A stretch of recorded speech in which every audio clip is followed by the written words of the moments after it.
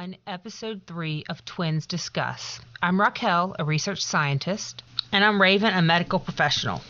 Today, the twins discuss face transplants. Listener discretion is advised. This podcast contains mention of self-harm, psychological trauma, and gore that may not be suitable for some. This podcast was written using information from various sources. It is presented as accurately as possible, though some of what is mentioned is simply speculation. Sources can be found on our social media pages at Twins Discuss Podcast.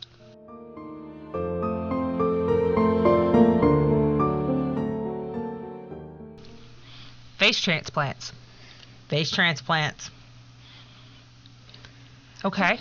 I figure it's a topic that's not covered very much, and it's really not something that's ever really known because there's this psychological aspect of it where people think of removing faces is horror.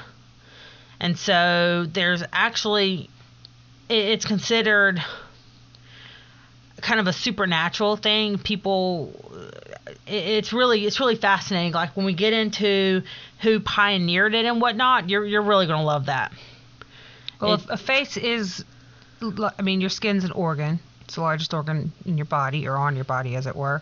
So it would make sense that you could use it you could donate it and use it for somebody else, like you would a heart or a liver or kidney. I think it's just the science behind it. The science behind it, the skill and the science behind it, and the different. We'll actually talk about the microsurgery and whatnot, how they have to do these things.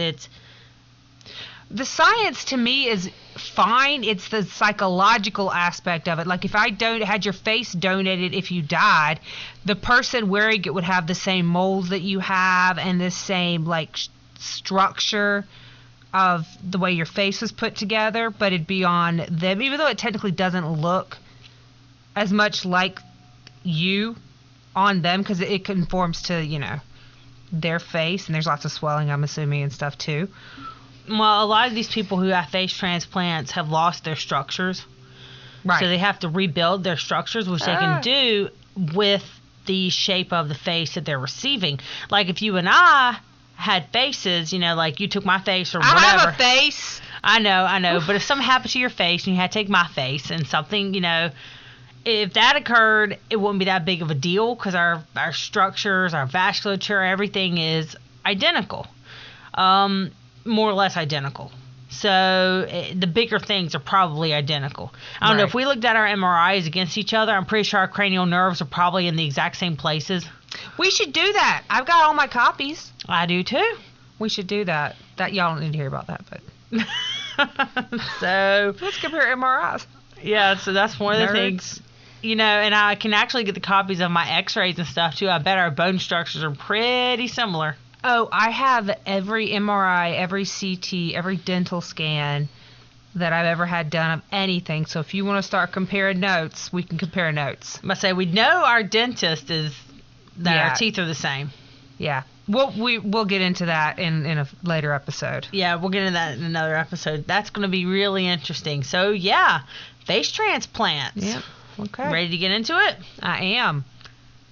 So the first mention of the possibility of face transplants was by a professor named Peter Butler of the Royal Free Hospital in a 2002 medical journal article in The Lancet. I'll post a link in our Facebook page. So Butler described the face as more than a mask, calling it a, quote, functional, dynamic, and aesthetic organ. Accurate. Very accurate. There's so much to your face and how humans communicate. However, this led to debates worldwide on the ethics of the procedure. Legit. Mainly because of the deaths from rejection and infections of facial allotransplantation, which is the technical term for transplant. The Hippocratic Oath says, first, do no harm. So in doing a face transplant, knowing these people are going to be on constant medications for anti-rejection and possible infections, immunosuppressants, they're going to be prone to infections constantly. They're like, is the risk really worth the benefit? And They believe that because some doctors were over here going, the face is cosmetic. Doing things to the face is cosmetic. And then there's people over here that are arguing that these people who are eligible for face transplants suffer from deformities that keep them from talking, eating, breathing correctly, and safely. It's functional. It is functional. It's also mental. Yeah. And one issue that stuck out to me was the psychological impact of facial deformities and the inabilities to effectively communicate. You quoted something ages ago. I mean, I'd probably say it's a decade that really stuck with me in how I have worked my career, my patient care, and my ability to teach, which is communication is the single most important thing we do as humans. And that stuck with me, and I quote it often. It should be on my tombstone when I die because I say it all the time.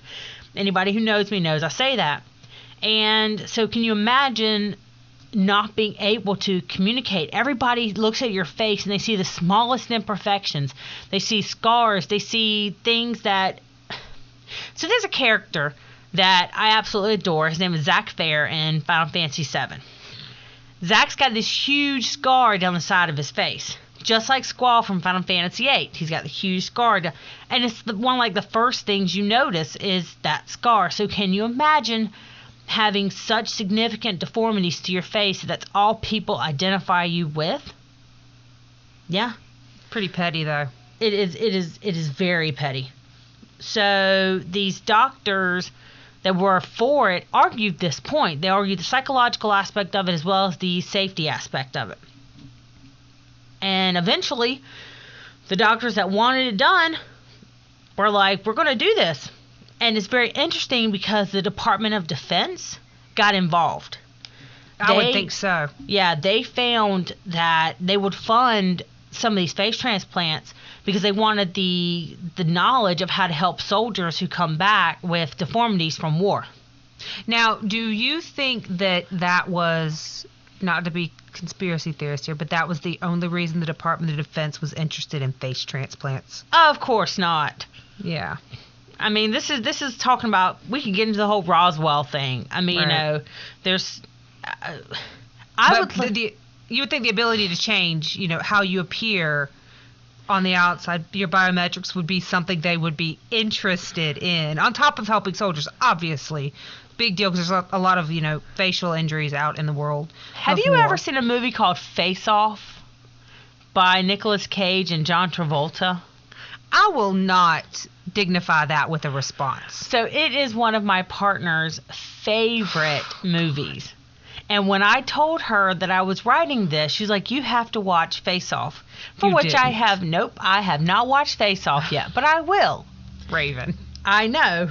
So, at the time... I'm probably going to get some flack, though, back because I don't like the movie.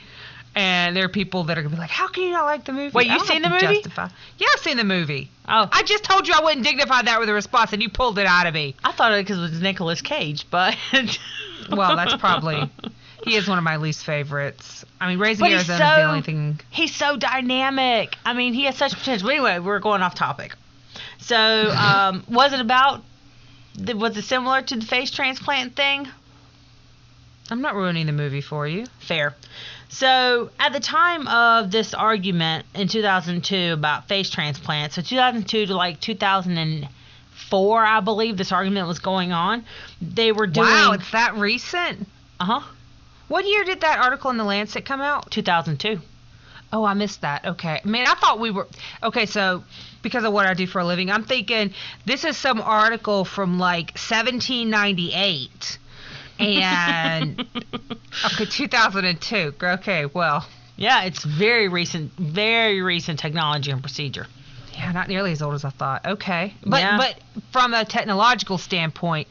I mean, if I pulled out my phone from 2002, it's ancient. So microsurgery has been a thing since early 1980s.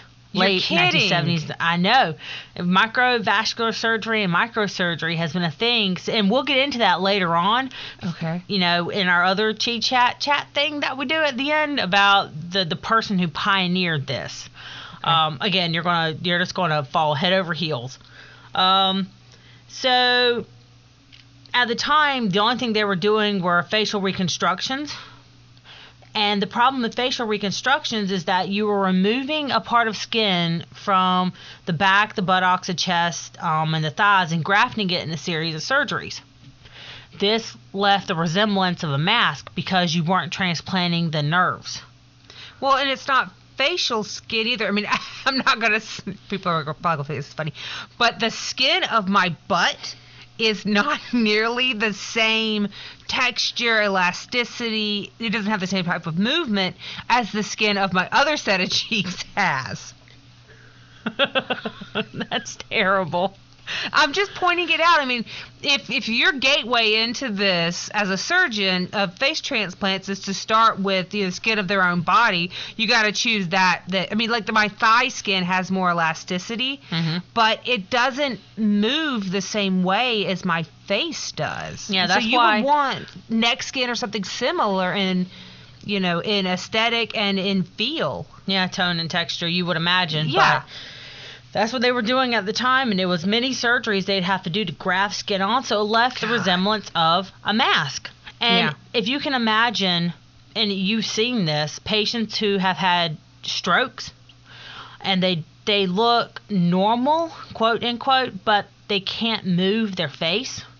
It's like they didn't finish downloading. Yes, yeah, exactly. But the problem is they can't. But the difference is that people who've had strokes, that injury, that insult is in their brain. It's in their nerves there. Their facial nerves are fine. It just won't translate from their brain. And there's nothing they can do to fix that. Whereas with people who need facial allotransplantations, they have the nerves in their face is the problem. So all you got to do is transplant a cranial nerve and graft the nerves into the face. Is this where we are technologically? It's fascinating. What I know from my short stint in medicine was what was there at the time, and I know that it grows quickly. You don't stay in the same place, even though you feel like once you learn it, that's it. That's all we got. We're stopping here. I can't take anything else. Yeah. But to know that we're at the point where they can transplant. I mean, I'm sure you'll tell me whether we can do it successfully or not, but to even attempt to transplant cranial nerves for function. Yeah. Wow. Transplanting cranial nerves, we can do. They've had hand transplants. We're able to reattach limbs now. People think that medicine has standstills where, where we're doing one thing all the time, like, heart transplants, and then we pause. We do some kidney transplants. And we pause. No. And then we do face transplants. Yeah, but the thing is that medicine is constantly growing and changing because these people are innovators.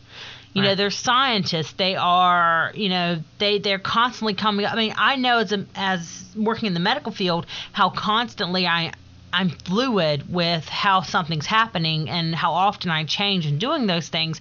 I can only imagine having the ability to have access to these libraries and this equipment and what I could come up with the knowledge that I've gained from my education and my mentors. Well, it's interesting because we actually basically had a silent agreement that we would never mention what we do for a living on this show. Mm-hmm. But, what you do for a living, your protocols of how you function are constantly changing. And I work in innovation, and I get to see how it changes from the inside, and you get to see when it goes on the outside in the world and what's, coming from that, from the research and the literature. Fascinating. It is fascinating. So to address these issues with the facial deformities, the inability to eat and breathe and whatnot, because these people would have these facial deformities as trauma and have trachs. They'd be hooked up to feeding tubes. They had their mental faculties completely with them, but they were unable to function in a, quote, normal, end quote, capacity. And I will quote normal all the way through this because there, to me, is no such thing as normal. There's the constant, but there's something that we are familiar with. There's a constant familiarity, but nothing is, quote, normal. Anyway. No, I mean, like, my normal is not your normal. Yeah. And so our normal is not the same as our mom's normal and our dad's normal. Yeah, and it's the same argument I will make using the word better. But that is an argument for a totally different day. There's improvement and then there's better. But anyway, Moving on. So to address these issues, sometimes face transplant was the only way to restore quality of life for these people with these severe deformities. Face transplant is clinically known as, and I apologize if I butcher this, You shouldn't butcher it. vascularized composite tissue allotransplantation, or VCA. That was not butchered at all. Have faith in yourself. So that's what it's called. And this involves the transplantation of not only facial skin, but nasal structures, the nose, lips, muscles, nerves, and even bone from a donor. Makes sense. Mm-hmm. Get it all from one place. Yep. So it can replace 100% of the patient's total face from a donor. That means that, yeah, exactly, wide eyes. What's face? Like, define face so I know again. You said that So the pieces that can be donated, but what does face mean? Definition. So face is your bony structures. Anything on the anterior aspect, so your bony structures, your skin, your nerves, your muscles, your lips, your nose, your eyelids. So anything in here, and then things that protrude or processes, that can be transplanted. Pieces of jaw, teeth can't be transplanted, things like that, but as far as I know, they can't be. But why would you when you can put in, like, what's it called? Implants. Yeah, you can Dentures. have implants. Yeah, so why would you? But anyway. But so can they, now you got me deep in thought. So if they can transplant your mandible and your maxilla and your zygomatic arch and all your little orbital bones, and does that include like the ear structures, but not like the little ear bones? Or are we talking like just everything forward of the everything ears? anterior. Okay. So not lateral, everything anterior can be moved. I don't believe, from what I was reading, I don't think you can actually remove forehead pieces, like parietal pieces. That's but I wouldn't skull. I wouldn't be But surprised. why not? Yeah, I wouldn't be surprised if you could. So I didn't really delve too deep into what bony structures meant. Right. And I don't know. I'm assuming that the way that cartilaginous structures work, you can, you can grow those in a lab. You can also use composite materials. You can use animal donated materials. So I don't see why they'd have to transplant that, because cartilage doesn't always have to have a blood flow. It doesn't have to have a blood supply. Well, now does typically with bone too. I mean, you know this from my surgeries and from my husband's surgeries, that you put in bone so that it tells other bone to grow more bone over that bone. Yeah. And so, I mean, it would make sense if they could transplant just enough to scaffold it to be like, do the things, and then the little, osteoclasts? Osteoclasts. Yes. Go in there and, build, and then the osteoblasts come in and go, die. I'm segueing. Go ahead. Yes. All right. Once the debate died down, the first partial facial transplant was performed in France in 2005 on a woman named Isabelle Is it French again? Yeah, Denore. Didn't she recently pass away? Yeah, so she did. But it had nothing to do with the facial transplant. Right, yeah. But, so 2005? Yeah, she had in 2005. She died of cancer in 2016. Wow, though, to give her, 11 years. Yeah, so her surgery was pretty fascinating. She lost her nose and lips to a dog attack. Oh. And it took 15 hours to do her surgery for a partial face, so they gave her nose and lips again and part of a chin. But when she passed away, her body was already starting to reject the transplant, and she lost the use of part of her lips. And then she died of cancer. So was the cancer causing the rejection? Because, people are on all these immunosuppressants. They're on all these anti-rejection medications. Did that have something to do with it? Did she have to stop taking them because she was on, because they could, fight against, what's the word am I looking for here? They could be contraindicated in her cancer treatments, or did they slow down the immunosuppressants. Yep, and it very well could be because, different types of radiation, chemotherapy. Yeah. I have met many people over my entire career that have had transplants, so I'm familiar with these medications that they take, and they still, they fascinate me. They're also terrifying. So yeah, I'm banking on you for a kidney so I don't have to take these medications. Yeah, I'll give you one of my non-wonky eyes. It's a good one. So I don't know. I might take a glass eye before one of your wonky eyes, Raven. It still sees. I mean, They don't transplant eyes. and it's the nerves. It's the nerves in the back of my brain that's the problem, not my eyeballs themselves. My eyeballs are good. They're actually, you would never know that you've had a stroke. Yeah, I'm glad. I worked hard on that. Yeah, I remember. I was there. A lot of hard work. In 2008, the Cleveland Clinic in Ohio, OH. I was waiting for that, became the first hospital to perform a near total face transplant on a woman named Connie Culp. Oh, yes.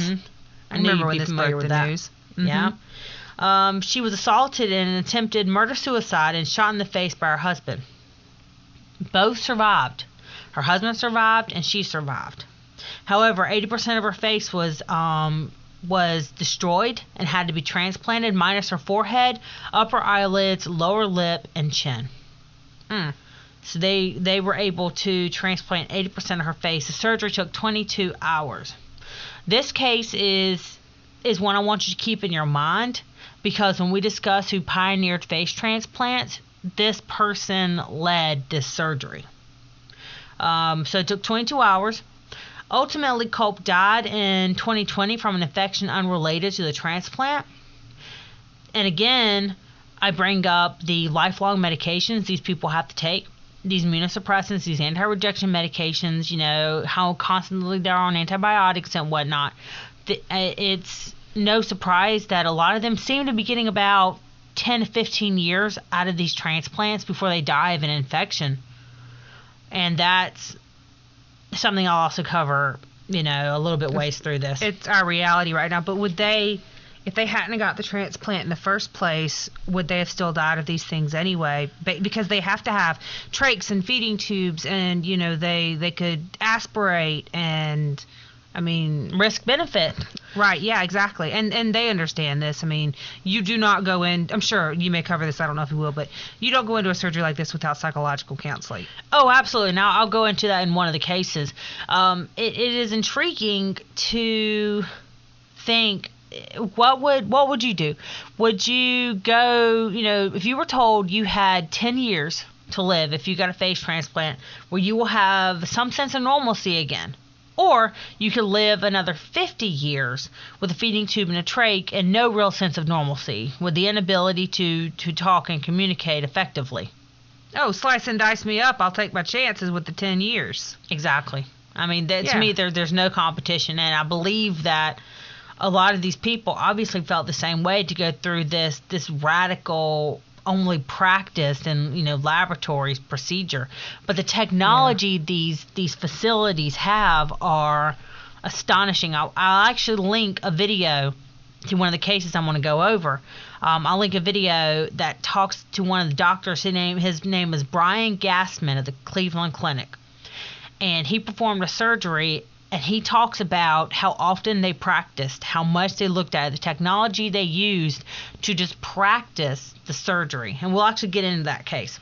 Oh, yeah, because they know this as well as any of us do. You get one shot at this, and 22 hours is a very long time, but it is something that they probably practiced enough that actually is the shortest period they could get it all done in as effectively as possible. Can you imagine keeping someone under anesthesia for that long? Yeah, and you also have to take into account that the surgery, they account for the full time frame, the 22 hours, but that also in a lot of cases accounts for removing the donor's face. Yeah. So these people may have been in surgery for half that time frame. Or they might actually have been in surgery for 22 hours plus whatever time it took to remove the donor's face. I was about to say, yeah, because some people end up having a surgery before the surgery to do some of the pre-work, and then they'll go back in a week later, or after they've had enough time, and then they'll do, and other surgeries do the bigger thing. Absolutely. I know that with like burn patients that get, particular types of grafts done, they'll do a surgery and then do another surgery, and then sometimes do one after that one, because there's no way that some of these people could survive. I know that I'd have a hard time under anesthesia for 20. I mean, the longest I've ever been under anesthesia was 9.5 hours. That was a rough day. Yeah, and they were pushing, at that point. So I couldn't imagine 22 hours. That's We do not handle exhaustive. anesthesia well. I mean, when I go to the dentist, my dentist numbs me, and he refuses after a while to give me more numbing medication because I might go into a heart arrhythmia. Yeah, I mean, I know that I've gotten like 16 shots before just to get, dental work done. Yep, we do not You numb just well. you learn to quote, grin and bear it, and just do it and get it done, because I'm going to feel it. Yep, and that is something that we will actually discuss in one of our future episodes. Raquel and I have certain medical conditions that keep us from absorbing anesthesia the same way as everybody else, but that's something we'll also discuss later. Unique, rare, blah, blah, blah, yeah. Very indeed. So Go ahead. The first full face transplant was performed in Spain in 2010 on a man who suffered severe facial trauma in a shooting accident. What? Yeah. Okay, so far we've got a dog and 2 shootings. Yeah, so one was a murder-suicide attempt, and this was accidental. Oh, damn. Yeah, his face rejected twice, but was able to be saved by medication. The surgery took 24 hours and was filled with a team of 30 doctors. Doctors! Not nurses, 30 doctors in Spain. So then you've got all those other people too. So you've got to have your techs and your nurses and your, wow, it's amazing that a group of people that large can get together for one person, and they're all invested in it. I mean, not just because they want to help the person and save them, they're also interested in the science and getting this to work so that it can work for other people. Yeah, exactly. They're not looking to bankroll, because, I mean, really, you don't make a lot of money on this type of thing. No, right it's the now. fact Now, that if you're the Department of Defense, you're trying to do it for like X-Files level stuff. Different. But for the general public, you're looking at a lot of hospitals pay for this to be done for these people. They don't pay for the people don't typically pay for it themselves. Yeah. Be the greater good. Do the greater good. Yeah, absolutely. As of 2019, roughly 44 face transplants have been performed worldwide, with Turkey, France, the U.S., and Spain leading the research in the procedure. Turkey? I thought the same thing. I went, Turkey? But Turkey's actually really innovative in medical procedures. And I wasn't aware of this. Of where they are. I don't know. They're in a good platform place to be for a lot of people to come in. Yep. I was about to say, you get people coming in from the Middle East, you get people War coming in from Europe, yeah, Africa. Like, Turkey is a good place to meet for a lot of people. Yeah, I mean, people think of Turkey, they're like, really? Surgery? Like Tijuana, Mexico? Nowhere near it. They are geniuses. It's pretty fascinating when I looked into it. So, Dr. Brian Gassman of the Cleveland Clinic, which I mentioned before, states that he's seeing an increasing number of rejections, but it's no fault of the patients. It's no fault of their bodies, their inability to take the medication, inability to afford the medication, whatever. It's just what happens, and he seems to be seeing it in about a decade. But this is new. It's just like the COVID-19 vaccine. Having COVID in general, we haven't had a long enough time after having it to know the deficits that it leaves behind. Right. And I'm sure that in Dr. Gassman's case, he is working closely with immunologists on these people constantly, because is it that they're becoming tolerant of the immunosuppressant drugs, or is it that the face transplant itself is finally, quote, taken, and the immunosuppressant drugs aren't enough, or it's untaking? That's a good question, and I didn't read the full article, but it was interesting to hear or to read that how many people are on these teams, how many individuals work with, from patho to orthopedics to microsurgery, all these different, the psychological aspect of it, because you're not only treating the body, you got to treat the mind. So, the first full face transplant in the U.S. was done in March of 2011 on Dallas Weems, I believe is how he pronounced his last name. I watched 2 YouTube videos that pronounce it differently. So, Dallas, if you're listening, I'm terribly sorry. I do not know how to pronounce your last name. You can call and tell us. Hey, you know, if he does hear this, a construction worker who lost his face in an electrical accident. Oh, my God. That's horrible. What happened to him was he was working, and his forehead touched a live electrical line. So he lost his whole face. His eyes fused together. I mean, it was you can actually look up pictures of him, and it was graphic. It was quite graphic. Can you imagine, for us to seeing it, it's dramatic, but to be experiencing it yourself, I don't know if I'd have to have so much therapy. And a lot of these people, when they have these incidents, they don't know because they're in such trauma. Right. That they're unconscious and whatnot. But to go through, 36 different surgeries before you wake up, I mean, to be in a coma for months at a time, and then to wake up. One. Yeah. And as one of the people put it, it was like having the longest nap of her life. But you wake up and you're not the person you went to sleep as. No. And how some of these people ended up in these states is also thought-provoking. So it is the true randomness of life. Some of it is. The chaos that is just existing. Some of it is. So his surgery was performed at Brigham and Women's Hospital, which is a teaching hospital associated with Harvard. And it took, like I said, him 15 hours to do the surgery. He lost his sight but was able to regain his smell and the ability to talk. So did he have a sight before the surgery? No. Well, okay. His eyes were fused together. Right. So they couldn't tell if he, there's no way to split his eyes open, and there was a whole thing about it. But this is the one that was fully paid for by the Department of Defense. Oh, wow. Yeah.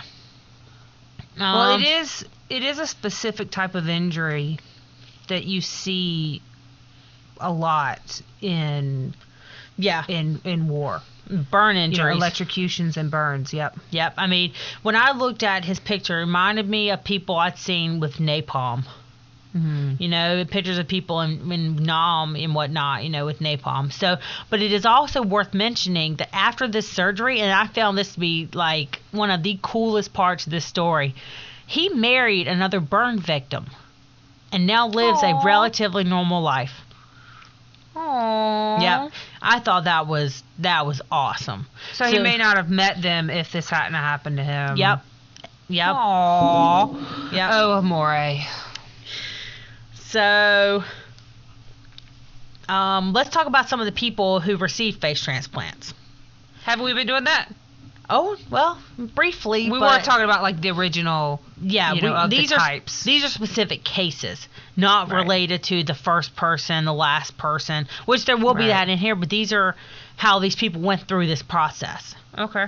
The first sticking out in my mind was one that I'd heard years ago. And when I was first introduced to face transplants, Katie Stubblefield. Yes. Oh, bless her heart. Yeah, she was the youngest person to receive a face transplant at the age of 21 in March of 2017. Her case is really, really, really interesting. I think I've read about her before because she made headlines. Right. She made headlines, and the reason that she needed her face transplant was just because she made one poor choice when she was young and emotional. Yep, and so, which we'll get into that. It was performed at the Cleveland Clinic, and it was the clinic's third face transplant, and it was the 40th worldwide. Wow, 40? Yep, 40th. Good. So it's been 44 out of 2019. So, out of the, how many billions of people are in the world? Yeah. Yeah. Almost 8. Yeah. So, Katie suffered a self-inflicted gunshot wound at the age of 18 in 2014 after a long string of events, including family problems and a breakup with her boyfriend. So from what I read, she had moved a couple times in the past couple years, could not really find stability. She was this gorgeous young girl, this beautiful smile, met this boy, fell in love, and ultimately found text messages from him to another girl on his cell phone. And he broke up with her. She lost her mental faculties, and went into her brother's bathroom while he was talking to her mom and shot herself in the face with his gun. He heard the gun go off. This was his shotgun, wasn't it? It was his 38. Or his rifle? His 38. Okay, his 38. And he busted down the door, and he said he walked in and he found her bleeding and without a face. So they called 911. The bullet destroyed her face but only grazed her brain. However, she was unconscious. I don't know if my brain wanted to go, you're so lucky, but then the other part of me goes, are you? Oh, this girl, she's lucky. She's been through so much, though. Yeah, so she was already, from what I had read about her personality prior to this happening, she was a really hard worker, but she was very hard on herself. So psychologically, I cannot imagine the impact this had upon her self-esteem. But from what I have read, from what she has said, she's a totally different, rebuilt individual who wants to go into counseling or teaching or something like that to help other people who suffer from mental illness. I haven't followed up on her case since she first had her transplant done. Yeah. So I don't know, how she's doing now. I mean, I don't think many of these happened in 2020 because of COVID. Yeah. I don't know if they did any transplants that were scheduled then or anything. But yeah, I haven't followed up on her case in a while. Yeah, there's some new stuff out there about her. So she was rushed to the ER by paramedics, and they told them that she still has a pulse. She was immediately stabilized and moved to surgery. I can't remember how many events occurred between her surgery and her coma, and stayed wondering on how many surgeries she had to stay alive, but ultimately she qualified for a face transplant. She was actually moved to the Cleveland Clinic for care, and then they were like, hey, this girl, and they were like, she qualifies for a face transplant, but she had to go through a rigorous string of therapy, as well as all these tests to figure out, what face works for her, and whether she actually really emotionally qualified to have this done. Her surgery took 31 hours. Oh my gosh. The donor was a woman named Adria Schneider, and she was a 31-year-old mother who succumbed to a drug overdose. She was born, from what I've read, this woman was born addicted to drugs because her mom was addicted, so she fell into that world and she just couldn't escape it. So she lived a very hard life. Her grandmother seemed to be her caretaker, because apparently her mother, Sandra, was also addicted to drugs. And so she had Adria and, I think it's how you say her name, had her, and she was addicted to drugs, and she spent her life on and off, going through rehabs and still being hooked. So some people can't get off it. No, some people can't. It's a disease. It's a true disease. It's absolutely a disease. It's something you never stop thinking about. So she, her grandmother agreed for the face transplant, and so they moved her into an operating room next to one Katie would be in. It took them 16 hours to remove her face. The most delicate part being dissecting or removing cranial nerve number 7, which is a facial nerve. Oh, I can imagine. Then ensuring that blood flow from Katie's new face attached to her body and matched. So they had Seems to go, important. Yeah, they had to go face. in and find the facial nerve and then remove it and make sure everything. I mean, this is the microsurgery behind this is just incredible, because if you think about all these stories you read about how doctors nick the spinal cord, whatever, they're going in and delicately dissecting to pull out this nerve, to go and put it and graft it onto somebody else's nerve. But they're using microscopic equipment, like, and I can't find a paintbrush small enough. I can't find a paintbrush small enough to paint my models. I mean, you got these one horsehair paintbrushes, okay? And sometimes they still ain't small enough. I know textiles. If you need help finding the right strand to make the right brush out of, come talk to your girl. We'll definitely have to do that because, yeah, I'm having issues. Can't paint eyeballs on my models because it just... Anyway. But the problem they had, one of the biggest problems they had with the surgery was they were only going to do a partial face transplant because she had a triangle-shaped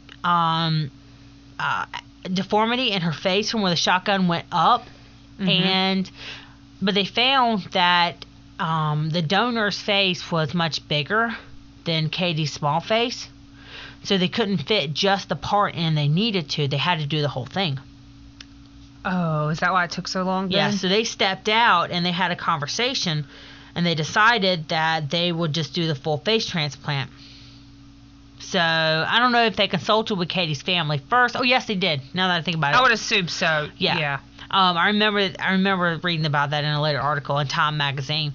They consulted Katie's family, and Katie's mom and dad discussed, and ultimately they were like, this is what she would want, and sure enough, it is what she want. And she's of course going to have plenty of other surgeries, but she's actually able to talk pretty normally now. I mean, there's still some deficits, but right. She can feel her face, she can smell, she can taste. That's insane. It's pretty remarkable. So it was a success, and she had it in March 2017. She was released from the hospital in 2017, and her family says there's a long road ahead, but they're thankful to even have a road. So what's this? Because you've said that the lifespan on these might be 10 years, 15 years at the most. How long is the initial recovery? Because I know when I've had surgeries, they're like, okay, this one is going to take 2 months. This one is going to take 6. Like my most recent one is a year. And so, with this case, like what's their prognosis? Like, she was in the hospital for 5 months. Wow. Before she was released. Well, I guess you're going through therapy too there. You're learning to eat again and talk. I mean, you're doing OT and PT and... Okay, yeah, she was still able to... she had to go through OT, PT, speech therapy. And so you can follow up on her. From what I've seen so far, she's still recovering very well. She has a very positive attitude. Well, I mean, being young helps so much. Yeah, especially nerve reinnervation. Yep. Yeah, that's what I was thinking. Not that, us older folks can't get through things, but... No, we don't recover the way we used to. No, but it's different when you're 21 versus when you're 51 or 81. Yep. So another case is that of Robert Chelsea, who was 68 and became the oldest man to receive a face transplant, as well as the first African American. So we had the youngest, who was Katie Stubblefield, and then we have Robert Chelsea, who was 68, and also the first African American. He was severely burned over 60% of his body when a drunk driver struck his stalled car in 2013 while he was coming home from church. Oh, man. Yeah. Oh, I want to hug him. It was super sad. But he was actually really cool to read about because he has such a positive outlook on life. And he has such a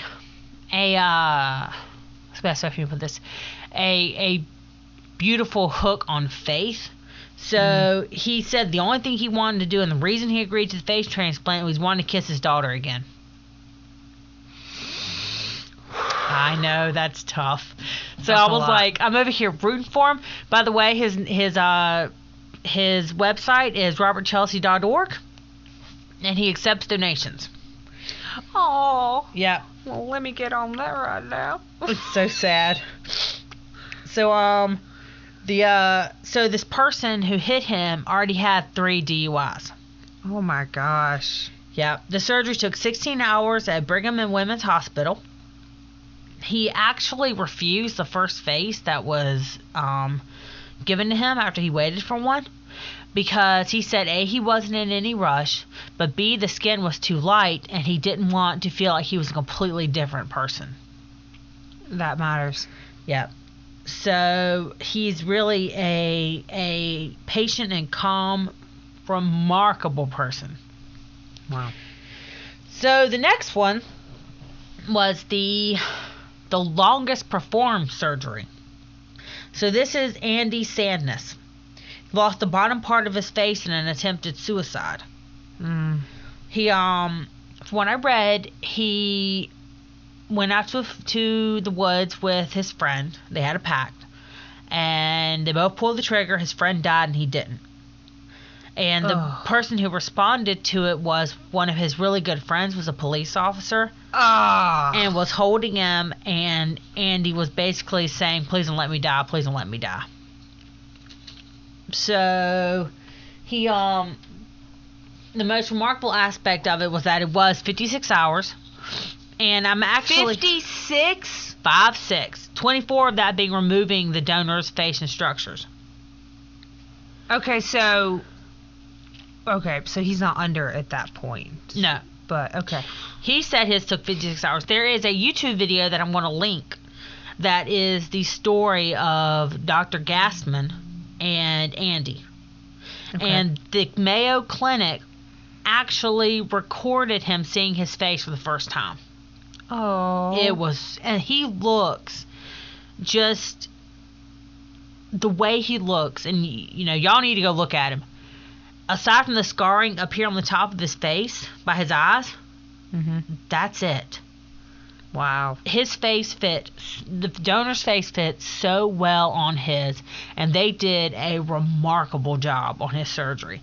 Everything exactly was the way that it should have been. If I were the donor, I would want my face to look good on the person that got it. I don't want some janky looking face that used to be mine. I mean, I want them to look nice in my face like I do, because they deserve it, because I'm not using it anymore. Yeah, the guy who was the donor was a 21-year-old recently married man.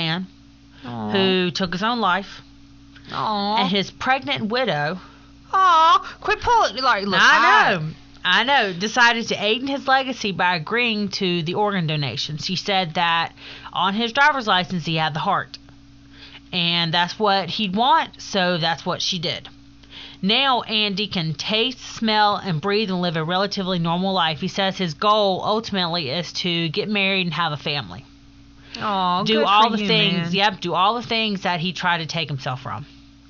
Oh, that's great. I'm not letting you write any more episodes. I know. This is too much for me. Wait till I do the one that yes. Oh, so, man. Yeah. Since we are great supporters of women, on this show, I mean, we are women. But still, we believe in true equity for women, not just equality, but equity, that we deserve the same educational opportunities as anybody else, same pay, the same opportunities in society as everybody else. Or, as we also say, it's called equalitarianism or social egalitarianism. Exactly. So I thought it was appropriate to mention the doctor who pioneered face transplants. It was a woman at the Cleveland Clinic named Maria Simonov. Ooh. She was Polish-born, and the clinic has a saying, face transplants have many fathers, but only one mother. Aww. So she was the leading doctor who did the first near-face transplant in 2014 on Connie Culp. She was born in Poland, like I said, and is now a professor of orthopedics and director of microsurgery research at the University of Illinois at Chicago's College of Medicine. They're lucky.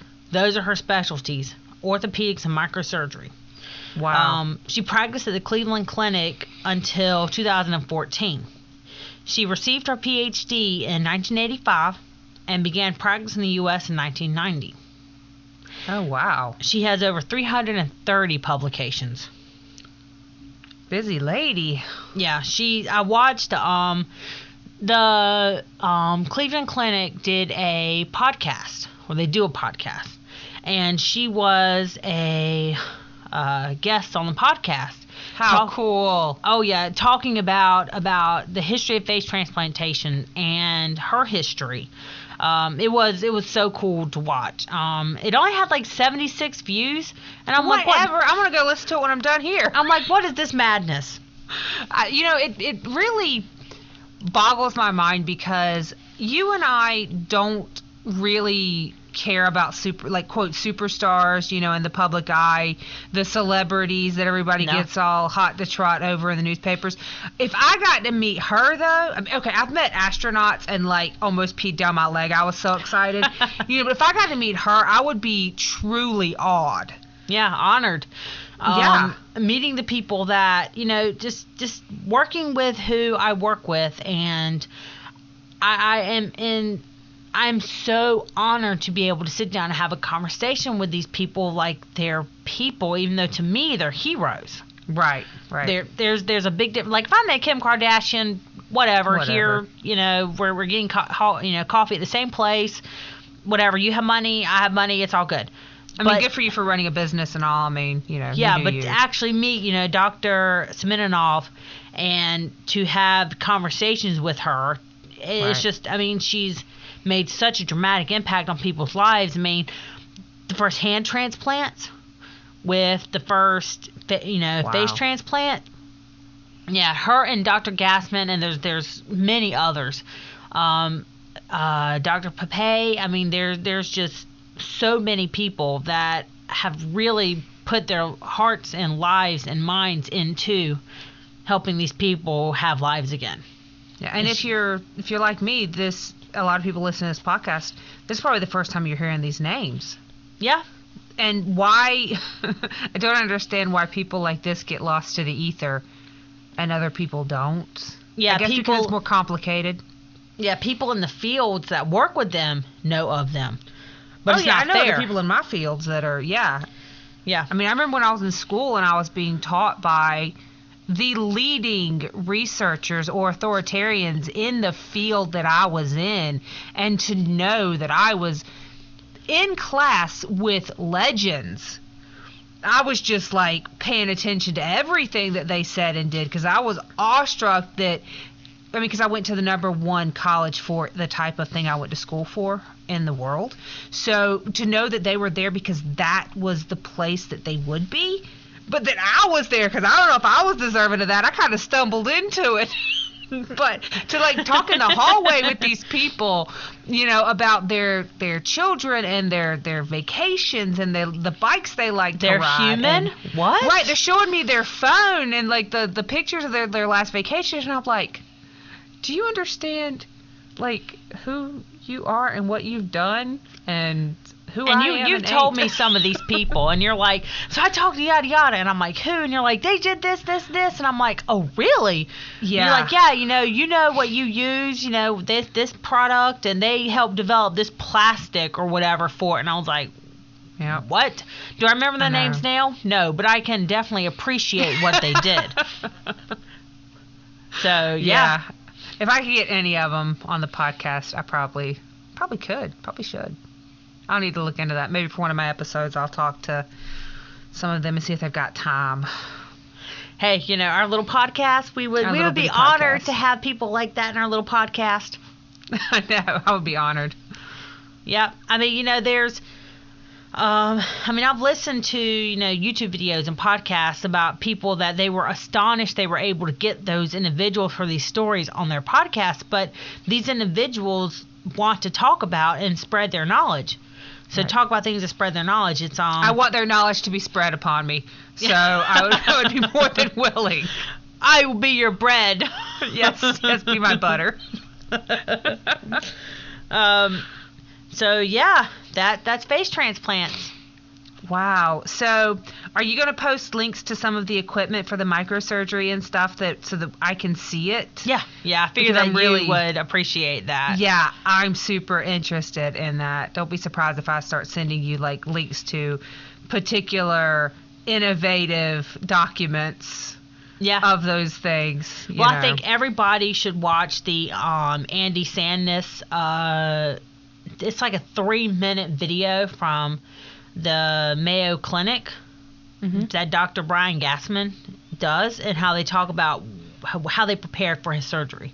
Can you link it to also in our? Yeah. I also okay. put it in my references and whatnot. Okay, great. Because that's probably where I'll get most of my information from. This is going back to the references, because we do post links to every reference that we use if we don't go ahead and quote who they are anyway, but we're deep in citations. Like, if you want to find out where we got our information from, it's on our websites. We cite our everything. Social media pages. We do. Yep. Because we don't take credit for all of this. Our dialogue, yes, but everything else, our knowledge and our research, we give credit to. Yeah, we get it from someplace else. I'm not out there researching face transplants, like actually how to do it. No, there's Dr. Semenov wrote many a book on it. How to actually do it. I'd read them all. Yeah, I can't remember the first one she has listed, but it was the ins and outs, how to know about face transplants. And it's just, I don't have time to write a book.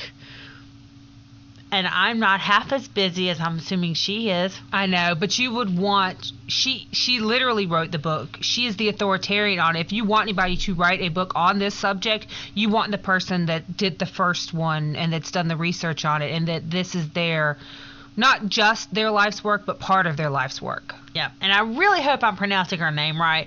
I watched a couple videos, and they introduced her, so, hopefully I pronounce... But, doctors are never named Dr. Smith. And the history of I guess ever. Yeah. So very, very She rarely. is more than welcome to call us and tell us how to pronounce her name. Yes, and ma'am. We would probably just. I am in absolute awe of you. Reading about you has been incredible. So absolutely. I'm not gonna fangirl over you if I pronounce your name wrong, but I might just pronounce it wrong if you'll call me and tell me how to pronounce it right, so I can fangirl. Yeah. So, or if anybody involved in face transplants, or somebody who's had a face transplant. Yeah. All of our episodes, Raquel and I are more than willing to do follow-up on. So if anybody has any suggestions or wants a follow-up or do an interview or whatnot, we are more than willing to do that. Yep. Contact us through our social media websites or by email. Yep. So twinsdiscusspodcast@gmail.com, and then Twins Discuss Podcast, and then podcast Twins Discuss for Facebook. So our Pearl of Wisdom. Ooh, I'm excited about this one.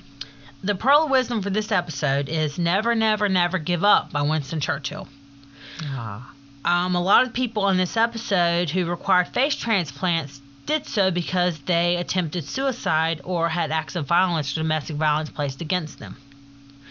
So I want to iterate to people, don't be a victim. Don't be a victim to your mental illness or to other people. There's always help. You can, you're never alone. You can call 911 for help. Mental illness emergencies are still emergencies. And you're never bothering anyone. You're never bothering anyone. I wish how much I could implore upon people that, what 911 does, what the medical field does, is we help people. We don't judge. We are there to help. So anybody, to keep you from ending your life, to allow you to still be with your family, to find love, whatever, you can reach out for help.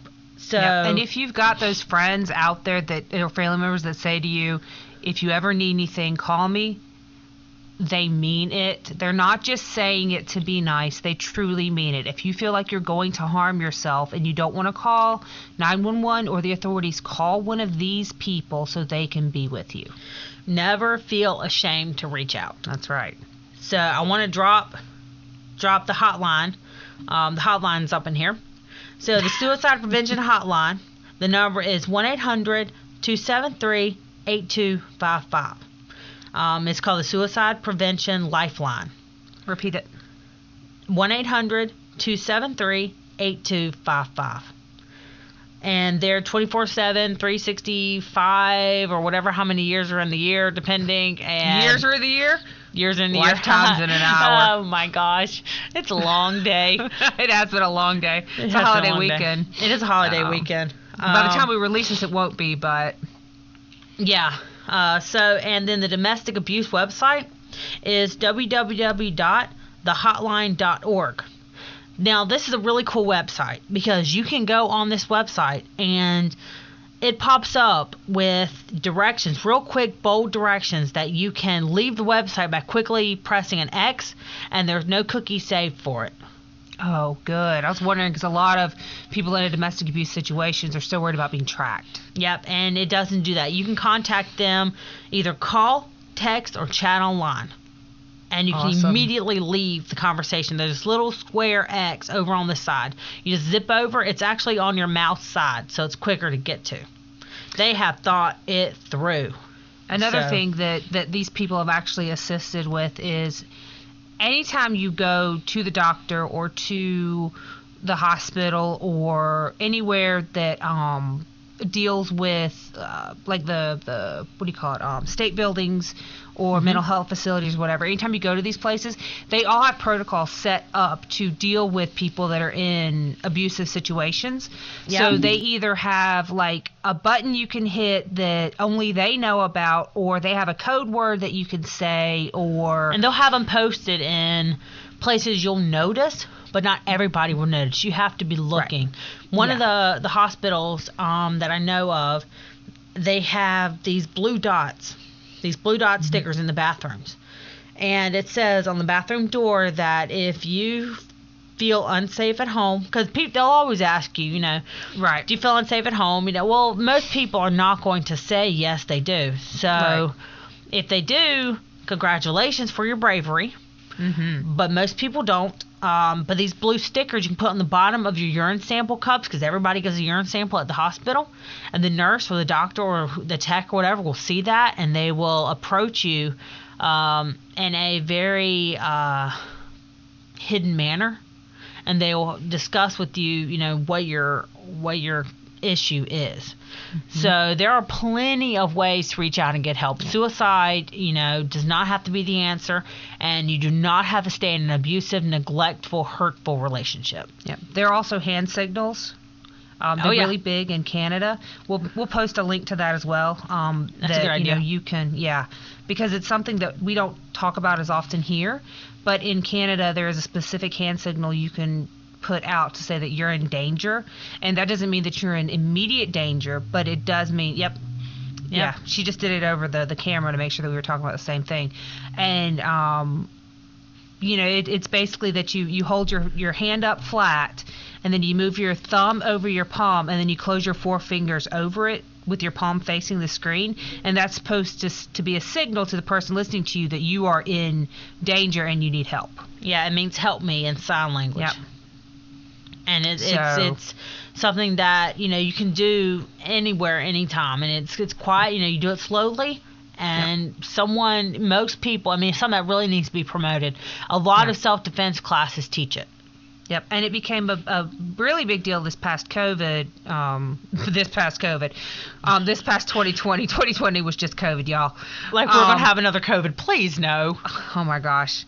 I joke now that I call the common cold common corona, because the cold virus is a coronavirus, but I accidentally dropped that at work the other day. And then they think it's COVID-19 because it's so common now that common corona must be COVID-19. But no, the common corona is the common cold. Common cold. But that hand gesture became more popularized because people were stuck at home with their abusers. Yeah. And they would, they would use it over a Zoom chat with somebody so that they would know they needed help. But that's a whole nother thing for another day. Yep. So we just want to say that, again, www.thehotline.org. And then the number again is, let me grab it because no, this is not an easily memorized one. 1-800-273-8255 for the Suicide Lifeline. All right, y'all. It's been fun. We'll see you on the next one. Or hear you on the next one. You'll hear us on the next one.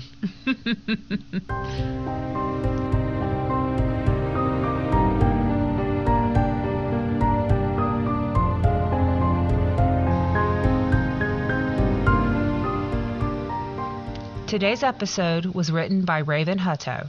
Sound editing and mixing by Raven Hutto. Our theme song was composed by Steve Brendley. Today's sources can be found on our Facebook and Instagram pages at Twins Discuss Podcast. The Twins will be back next week with an all-new episode.